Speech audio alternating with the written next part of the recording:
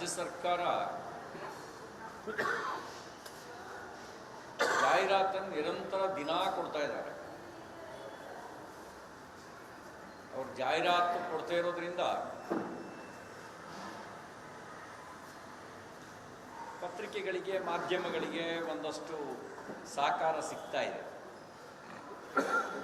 ಅವರು ಅದನ್ನು ಹೇಳ್ತಿರೋದು ನುಡಿದಂತೆ ನಡೆದಿದ್ದೇವೆ. ನಾನು ಅವರಿಗೆ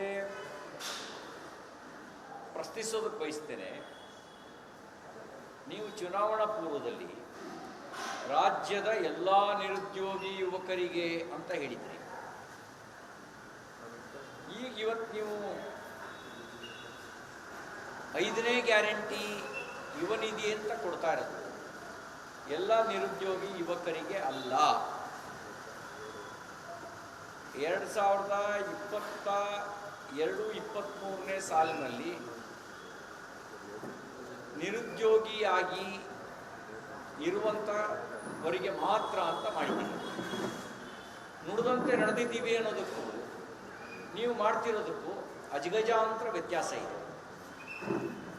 ಅಂದರೆ ಈ ಸಾಲಿನಲ್ಲಿ ಯಾರು ನಿರುದ್ಯೋಗಿಗಳಾಗಿದ್ದಾರೆ ಅವರಿಗೆ ಮಾತ್ರ ಅಂತ ಹೇಳ್ತಾ ಇದ್ದೀನಿ. ಎಲ್ರಿಗೂ ಅಂತ ಹೇಳಿದಂತ ನಿಮ್ಮ ಮಾತು ಎಲ್ಲೋಯ್ತು? 5 ಗ್ಯಾರಂಟಿಗಳನ್ನು ಈಡೇರಿಸಿದ್ದೇವೆ ಅಂತ ಹೇಳಿದ್ದೀನಿ. ನಾನು ನೆನಪು ಮಾಡಲ್ಲ, 6ನೇ ಗ್ಯಾರಂಟಿ ಹೇಳದೆ ಈಡೇರಿಸಿರೋದು. ಬೆಲೆ ಏರಿಸ್ತೀನಿ ಅಂತ ಹೇಳಿರಲಿಲ್ಲ ನೀವು. ವಿದ್ಯುತ್ ಶಕ್ತಿ ಬೆಲೆ ಏರಿಸಿದ್ರಿ, ಅಬ್ಕಾರಿ ದರ ಏರಿಸಿದ್ರಿ, ಸ್ಟಾಂಪ್ ಡ್ಯೂಟಿನಲ್ಲಿ ಹೆಚ್ಚಳ ಮಾಡಿದ್ರಿ,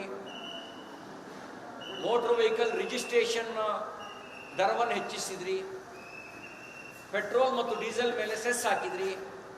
ಇವ್ಯಾವುದನ್ನು ಹೇಳದೆ ಮಾಡಿದಂಥ 6ನೇ ಗ್ಯಾರಂಟಿ, ಜನರಿಗೆ ಮಾಡಿದ ಮೋಸ 6ನೇದು.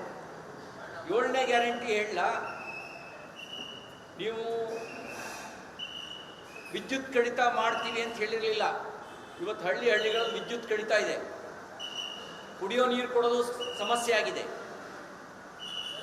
ವಿದ್ಯುತ್ ದರ ಏರಿಕೆ 6ನೇ ಗ್ಯಾರಂಟಿ ಆದರೆ ವಿದ್ಯುತ್ ಕಡಿತ 7ನೇ ಗ್ಯಾರಂಟಿ.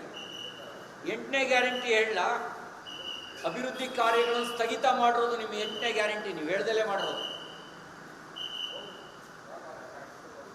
9ನೇ ಗ್ಯಾರಂಟಿ ಹೇಳಬೇಕಾ?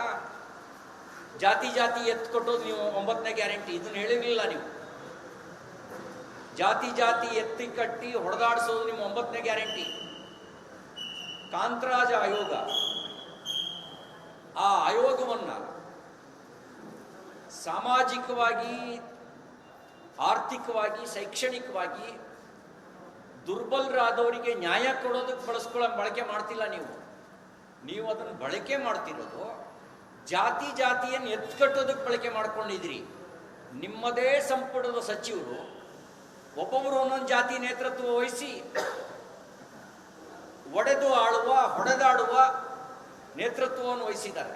ಇದು ನಿಮ್ಮದು 9ನೇ ಗ್ಯಾರಂಟಿ. ಇನ್ನು 10, 11, 12 ಗ್ಯಾರಂಟಿಗಳ ಪಟ್ಟಿ ನಮ್ಮ ಹತ್ರ ಇದೆ. ಇಲ್ಲಿ 3,000 ಕೊಟ್ಟಿದ್ದೊಂದು ದೊಡ್ಡದು ಅಂತ ಹೇಳಿದ್ರಿ. ನಿಮ್ಮ ಕೋಮುಲ್ ಅಧ್ಯಕ್ಷ, ಮಾಲೂರು ಶಾಸಕ 30 ಲಕ್ಷ ರೂಪಾಯಿಗೆ ಹರಾಜು ಹಾಕಿ 30 ಲಕ್ಷ ರೂಪಾಯಿ ತಗೊಂಡು ಉದ್ಯೋಗ ಕೊಟ್ಟಿದ್ದಾನೆ. ನಿಮ್ಮ 10ನೇ ಗ್ಯಾರಂಟಿ. ವರ್ಗಾವಣೆಗೆ ದರ ಪಟ್ಟಿ ಫಿಕ್ಸ್ ಮಾಡಿದ್ದೀರಿ. ವರ್ಗಾವಣೆಗೆ ದರ ಪಟ್ಟಿ, ಇದು ನಿಮ್ಮ 11ನೇ ಗ್ಯಾರಂಟಿ. ಇದು ಯಾವುದು ನೀವು ಹೇಳದೆ ಮಾಡಿರೋ ಗ್ಯಾರಂಟಿ.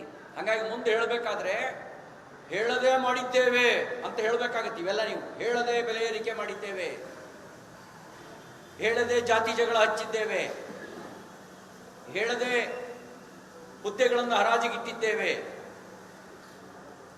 ಭ್ರಷ್ಟಾಚಾರದಲ್ಲಿ ನಾವೇ ನಂಬರ್ 1 ಅಂತ ನೀವು ಜಾಹೀರಾತು ಕೊಡಬೇಕಾಗತ್ತೆ ಮುಂದೆ. ಇದೆಲ್ಲ ನೀವು ಹೇಳದೆ ಮಾಡಿರೋದು.